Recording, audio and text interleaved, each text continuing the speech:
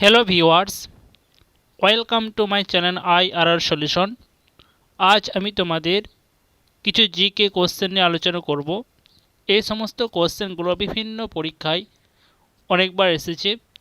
আজ সে সমস্ত কোশ্চেনগুলোকে নিয়ে ডিসকাশন করব এবং সামনে যে সমস্ত এক্সামগুলো রয়েছে সেই এক্সামের জন্য এই কোশ্চেনগুলো খুব ইম্পর্টেন্ট। তাহলে চলো শুরু করা যাক আজকের প্রথম কোশ্চেন। আজকের প্রথম কোশ্চেন, সাতবাহনদের সরকারি ভাষা কী ছিল? সাতবাহনদের সরকারি ভাষা কী ছিল? অপশান এতে আছে দেখো সংস্কৃত, অপশান বি হচ্ছে Pali, option C Magadhi, option D Prakrit. তাহলে সাতবাহনদের সরকারি ভাষা কী ছিল? তার আগে বলো, সাতবাহন বংশের প্রতিষ্ঠা কে? সাতবাহন বংশের প্রতিষ্ঠাতা ছিলেন সিমুক। সিমুক ছিলেন সাতবাহন বংশের প্রতিষ্ঠাতা। এই সাতবাহন বংশের শ্রেষ্ঠ রাজা ছিলেন গৌতমীপুত্র সাতকর্ণী।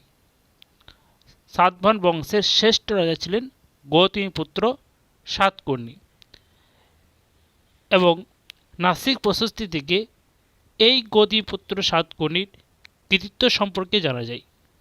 এ সমস্ত তথ্যগুলো মনে রাখবে। আর সাতবাহন বংশের শেষ রাজা ছিলেন তৃতীয় পুলমায়ী, মতান্তরের জগৎশ্রী সাতকর্ণী। তাহলে এই কোশ্চেনের সঠিক আনসার কী হবে? যে সাতবাহনদের সরকারি ভাষা কী ছিল? সাতবাহনদের সরকারি ভাষা ছিল প্রাকৃত। অপশান ডি হচ্ছে সঠিক আনসার, প্রাকৃত।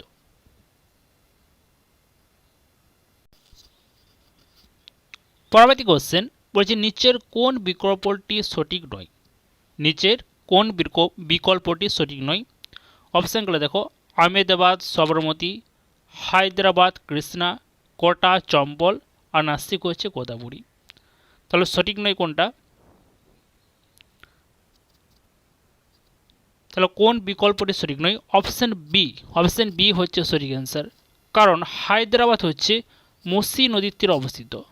মুসি নদীর তীরে অবস্থিত হচ্ছে হায়দ্রাবাদ। বাকিগুলো দেখো সব সঠিক আছে।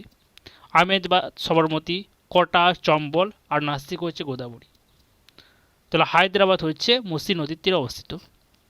তাহলে অপশান বি হচ্ছে সঠিক অ্যান্সার।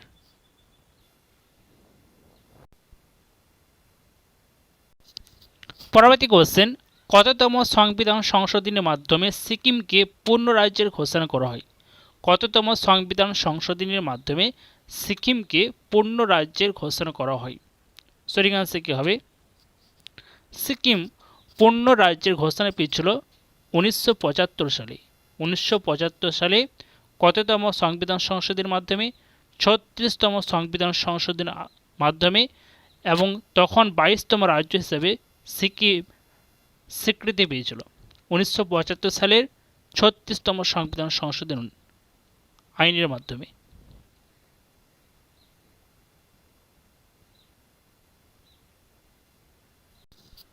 পরবর্তী কোশ্চেন বলেছে, পুলিকট হ্রদ কোন রাজ্যে অবস্থিত? পুলিকট। অপশান আছে দেখো, এতে আছে তামিলনাড়ু, উড়িষ্যা, গুজরাট, উত্তরপ্রদেশ। সঠিক আনসার কী হবে? পুলিকট হ্রদ কোন রাজ্যে অবস্থিত? তাহলে ভারতের বৃহত্তম লবণাক্ত জলের হ্রদ কি? ভারতের বৃহত্তম লবণাক্ত জলের হ্রদ হচ্ছে সম্বর। এটা মনে রাখবে, সম্বর। ভারতের বৃহত্তম লবণাক্ত জলের হ্রদ হচ্ছে সম্বর। এই সম্বর অবস্থিত হচ্ছে রাজস্থানে। সম্বর হচ্ছে রাজস্থানে অবস্থিত, রাজস্থান। এগুলো মনে রাখবে। আর ভারতের বৃহত্তম স্বাদু জলের হ্রদ হচ্ছে ওলার। স্বাদু জলের হ্রদ হচ্ছে ওলার। এটা অবস্থিত হচ্ছে কাশ্মীর উপত্যকাতে, কাশ্মীর উপত্যকা। তাহলে কোশ্চেনে ছিল যে পুলিকট হ্রদ কোন রাজ্যে অবস্থিত? তাহলে অপশান এ হচ্ছে সঠিক আনসার, তামিলনাড়ু। তামিলনাড়ুতে। আর উড়িষ্যাতে কোন হ্রদ আছে? উড়িষ্যাতে হচ্ছে চিল্কা। চিল্কা হচ্ছে একটা লবণাক্ত হ্রদ। চিল্কাও লবণাক্ত হ্রদ। গুজরাট, গুজরাটে হচ্ছে সর্দার সরোবর হ্রদ, গুজরাট। উত্তরপ্রদেশ হচ্ছে একটা কৃত্রিম হ্রদ, গোবিন্দ বল্লভ পান্থ। এটা হচ্ছে একটা কৃত্রিম হ্রদ, গোবিন্দ বল্লভ পান্থ সাগর, যেটা হচ্ছে উত্তরপ্রদেশে অবস্থিত। এটা একটা কৃত্রিম হ্রদ। আর কি বললাম, ভারতের স্বাদু জলের হ্রদ হচ্ছে ওলার, সেটা হচ্ছে কাশ্মীর উপত্যকায় অবস্থিত। এবং বৃহত্তম লবণাক্ত জলের হ্রদ হচ্ছে সম্বর, যেটা রাজস্থানে অবস্থিত।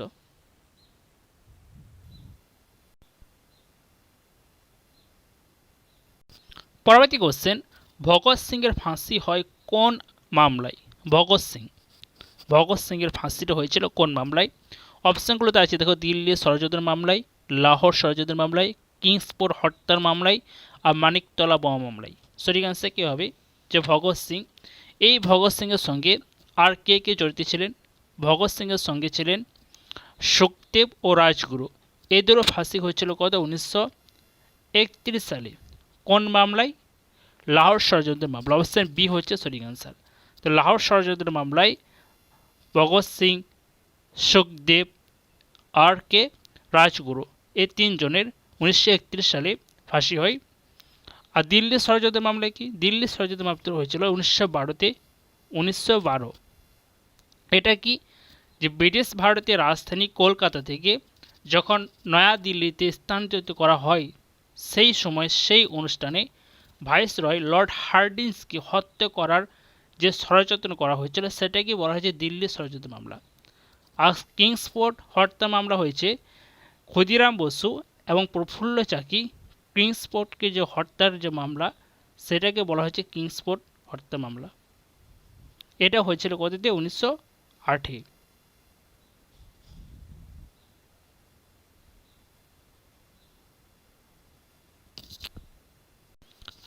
পরবর্তী কোশ্চেন, কোন রাজ্যের আইনসভার উচ্চ কক্ষের নাম কি? কোন রাজ্যের যে আইনসভা, সে আইনসভার উচ্চ কক্ষের নাম কি? অপশন আছে দেখো, বিধানসভা, লোকসভা, রাজ্যসভা, বিধান পরিষদ।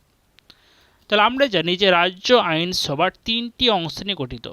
রাজ্য আইনসভার তিনটি অংশ নিয়ে গঠিত। একটি হচ্ছে বিধানসভা, বিধান পরিষদ, আর একটা কি? রাজ্যপাল। তো রাজ্য আইনসভা তিনটি অংশ নিয়ে গঠিত। একটা হচ্ছে বিধানসভা, বিধান পরিষদ আর রাজ্যপাল। এখন বলেছিল যে রাজ্যের যে আইনসভা, তার উচ্চ কক্ষের কী নাম? তার উচ্চ কক্ষের নাম হচ্ছে বিধান পরিষদ। অপশান ডি হচ্ছে সঠিক অ্যান্সার। এবং নিম্ন কক্ষের নাম হচ্ছে বিধানসভা। তো রাজ্যের আইনসভার উচ্চ কক্ষের নাম হচ্ছে বিধান পরিষদ এবং নিম্ন কক্ষের নাম হচ্ছে বিধানসভা। আর লোকসভা হচ্ছে ভারতীয় সংসদের নিম্ন কক্ষ। ভারতীয় সংসদের নিম্ন কক্ষ হচ্ছে লোকসভা, এবং উচ্চ কক্ষ, ভারতীয় সংসদের যে উচ্চ কক্ষ, সেটা হচ্ছে রাজ্যসভা। ভারতীয় সংসদের নিম্ন কক্ষ হচ্ছে লোকসভা এবং উচ্চ কক্ষ হচ্ছে রাজ্যসভা।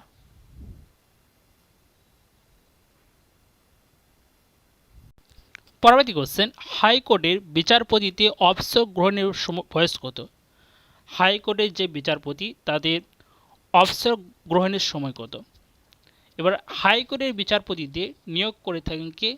রাষ্ট্রপতি। এটা মনে রাখবে যে হাইকোর্টের যে বিচারপতি, হাইকোর্ট বা সুপ্রিম কোর্টের বিচারপতিতে নিয়োগ করে থাকেন রাষ্ট্রপতি। এটি আর্টিকেল, সুপ্রিম কোর্টের ক্ষেত্রে আছে আর্টিকেল 124-এ এবং হাইকোর্টের ক্ষেত্রে আছে আর্টিকেল 216-তে, 217-তে। তাহলে কোশ্চেনে ছিল যে হাইকোর্টের বিচারপতিদের অবসর গ্রহণের সময় হচ্ছে 62 বছর। অপশান সি হচ্ছে সঠিক অ্যান্সার। অপশান সি হচ্ছে সঠিক অ্যান্সার।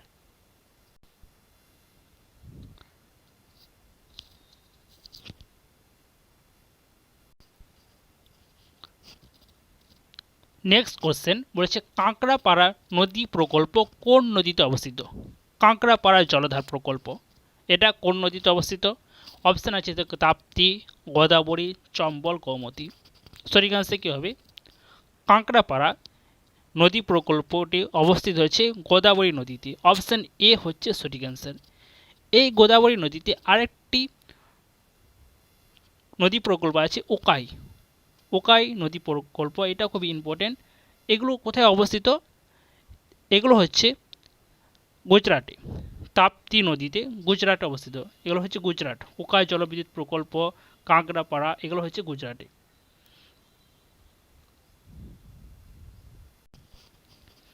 আর চম্বল নদীতে, চম্বল নদীতে আছে যেমন গান্ধীনগর বাঁধ, এটা কোথায় অবস্থিত? মধ্যপ্রদেশ। গান্ধীনগর বাঁধ, এটা হচ্ছে মধ্যপ্রদেশ। আর কি? রানা প্রতাপ সাগর, রানা প্রতাপ সাগর এটা হচ্ছে রাজস্থানে। রানা প্রতাপ সাগর, এ সমস্তগুলো মনে রাখবে। এটা অবস্থিত হচ্ছে রাজস্থানে। জহর সাগর, জহর সাগর হচ্ছেও রাজস্থানে অবস্থিত।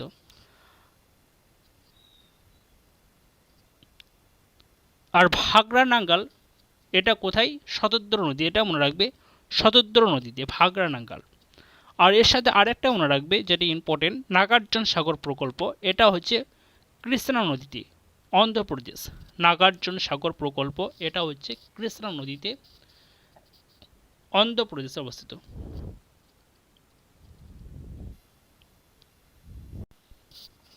আর গোদাবরী নদীতে আছে রামসাগর প্রকল্প, এটা হচ্ছে গোদাবরী রামসাগর প্রকল্প, এটাও কিন্তু অন্ধ্রপ্রদেশে অবস্থিত। রামসাগর প্রকল্প।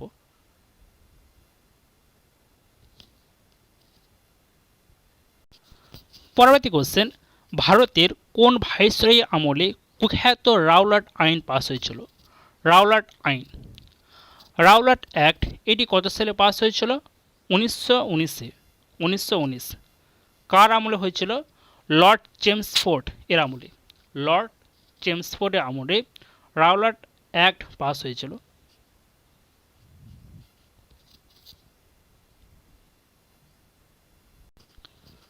পরবর্তী কোশ্চেন, কততম সংবিধান সংশোধনীর মাধ্যমে প্রাথমিক শিক্ষাকে মৌলিক অধিকারের রূপ দেওয়া হয়? আর্টিকেল 21A-তে।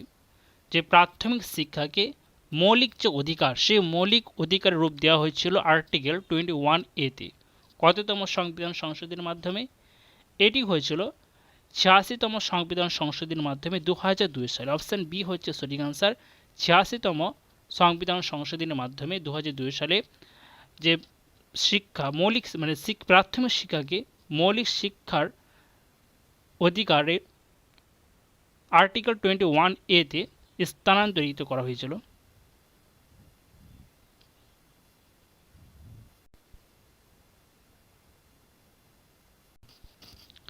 নেক্সট কোশ্চেন বলছে, এনি বেসান্ত কোন পত্রিকা প্রকাশ করতেন? এনি বেসান্ত কোন পত্রিকা প্রকাশ করতেন? কমনওয়েলথ, ভারত কথা, নবজীবন, ইয়ং ইন্ডিয়া। সঠিক আনসার কী হবে? এনি বেসান্ত যে পত্রিকা প্রকাশ করতেন সেটি হচ্ছে কমনওয়েলথ। অপশান এ হচ্ছে সঠিক আনসার। আর ইয়ং ইন্ডিয়া এটা হচ্ছে মহাত্মা গান্ধী, গান্ধীজি ইয়ং ইন্ডিয়া পত্রিকা প্রকাশ করেছিলেন।